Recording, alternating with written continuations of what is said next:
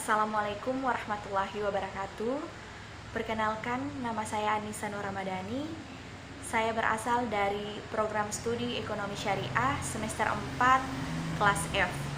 Pada kesempatan kali ini, saya akan memaparkan materi mengenai konsep dan fungsi uang. Baiklah, langsung saja. Pertama-tama saya akan menjelaskan mengenai pengertian dari uang itu sendiri. Jadi dalam ilmu ekonomi tradisional, uang itu didefinisikan sebagai alat tukar yang diterima secara umum. Nah, alat tukar ini dapat berupa benda apapun yang diterima oleh setiap masyarakat dalam proses pertukaran barang dan jasa. Nah, kemudian sedangkan dalam ilmu ekonomi modern, uang itu didefinisikan sebagai sesuatu yang tersedia dan dapat diterima sebagai alat pembayaran atas barang dan jasa serta kekayaan berharga lainnya serta untuk pembayaran hutang. Kemudian banyak ahli yang mendefinisikan pengertian dari uang itu sendiri. Salah satunya itu A.C. Pigow dalam bukunya The Veil of Money mengatakan bahwa uang adalah alat tukar. Nah, selanjutnya saya akan menjelaskan mengenai jenis-jenis uang. Jadi dari dulu hingga sekarang di masyarakat itu beredar banyak jenis uang. Nah, apa saja? Yang pertama itu berdasarkan bahan pembuatannya. Yang pertama ada uang logam. Nah, uang logam ini merupakan uang yang terbuat dari emas, perak ataupun perunggu. Kemudian yang kedua itu uang kertas. Uang kertas adalah uang yang terbuat dari kertas dengan cap dan gambar tertentu dan merupakan alat pembayaran yang sah. Dalam Undang-Undang Nomor 23 Tahun 1999 tentang Bank Indonesia, uang kertas itu adalah uang yang berupa selebaran yang terbuat dari kertas atau bahan lainnya yang menyerupai kertas. Nah, yang kedua jenis uang berdasarkan nilainya. Ini juga terbagi atas dua. Yang pertama itu uang penuh.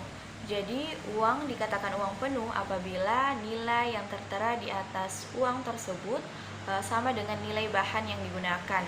Misalnya jika uang tersebut dibuat dari emas, maka nilai yang tertera sama dengan emas yang dikandungnya.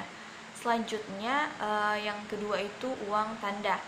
Jadi uang dikatakan uang tanda apabila nilai yang tertera pada uang tersebut lebih tinggi dari nilai bahan yang digunakan. Misalnya pemerintah ingin membuat atau mencetak uang 1.000 dengan biaya Rp750. Selanjutnya kita masuk ke dalam fungsi dari uang. Jadi uang menurut fungsinya itu terbagi atas dua. Yang pertama itu fungsi asli. Jadi fungsi asli pun ini terbagi lagi atas tiga. Yang pertama itu sebagai alat tukar. Jadi dengan adanya uang kita bisa menggunakannya sebagai alat tukar. Jadi kita tidak perlu lagi menggunakan benda, tapi kita dapat menggunakan uang sebagai alat tukar barang ataupun jasa. Kemudian yang kedua sebagai satuan hitung. Jadi uang dapat kita gunakan sebagai untuk menunjukkan nilai berbagai macam barang dan jasa yang diperjualbelikan. Kemudian dapat juga menunjukkan besarnya kekayaan serta besar kecilnya pinjaman. Kemudian yang ketiga sebagai penyimpan nilai. Jadi uang dapat digunakan untuk mengalihkan daya beli dari masa sekarang hingga masa yang akan datang. Kemudian fungsi yang kedua dari uang yaitu fungsi turunan. Ini terbagi atas 5. Yang pertama itu sebagai alat pembayaran yang sah.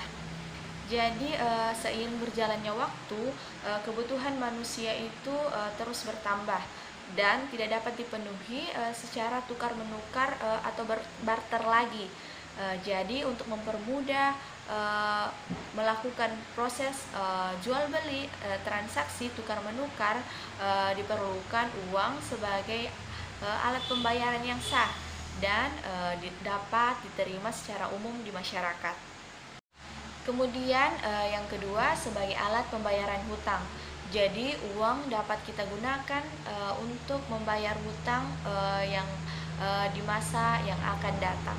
Kemudian yang ketiga sebagai penimbun kekayaan. Jadi sebagian orang itu tidak menggunakan uang atau menghabiskan uang semuanya seluruhnya untuk dikonsumsi.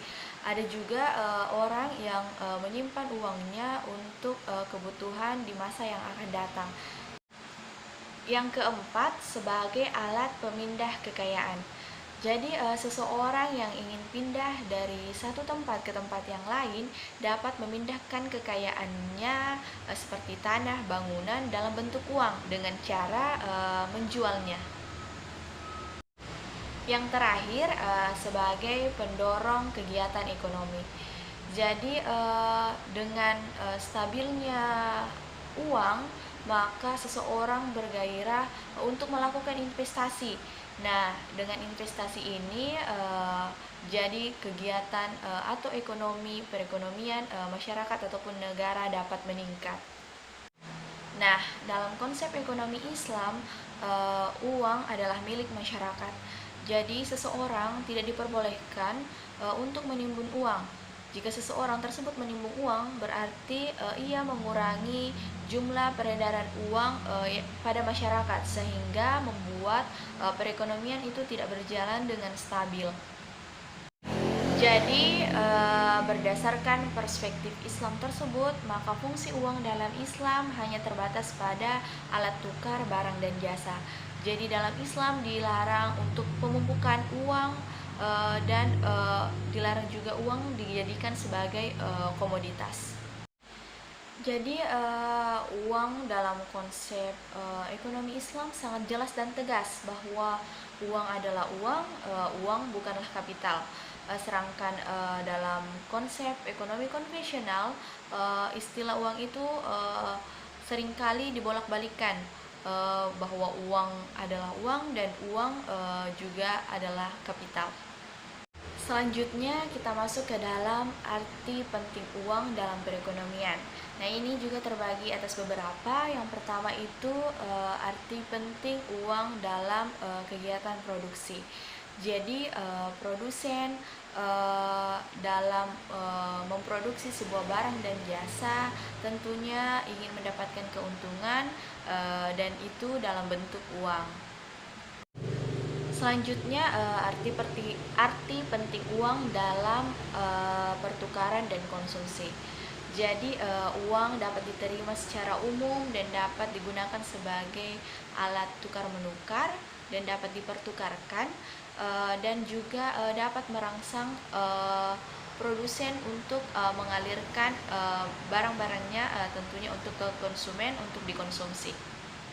Dan yang terakhir, arti penting uang pada masyarakat. Jadi dengan adanya uang, masyarakat dapat melakukan transaksi jual beli atau pertukaran barang dan jasa. Kemudian dengan adanya uang, seseorang lebih puas dalam bekerja sehingga mendapatkan penghasilan tentunya dalam bentuk uang. Terakhir kita masuk ke dalam ciri-ciri dan syarat-syarat uang. Jadi ciri-ciri dan syarat-syarat uang itu terbagi atas beberapa. Yang pertama itu dapat diterima secara umum, nilainya stabil. Kemudian yang kedua dapat dibawa kemana-mana dan tentunya dapat dipertukarkan. Yang ketiga tahan lama, awet dan tidak dapat ditiru. Yang keempat dapat dibagi ke dalam unit yang lebih kecil. Terus yang kelima nilainya cenderung stabil dan yang terakhir kualitasnya cenderung sama. Mungkin itu saja yang dapat saya paparkan mengenai materi tentang konsep dan fungsi uang. Sekian dan terima kasih. Wabillahi taufiq wal hidayah. Wassalamualaikum warahmatullahi wabarakatuh.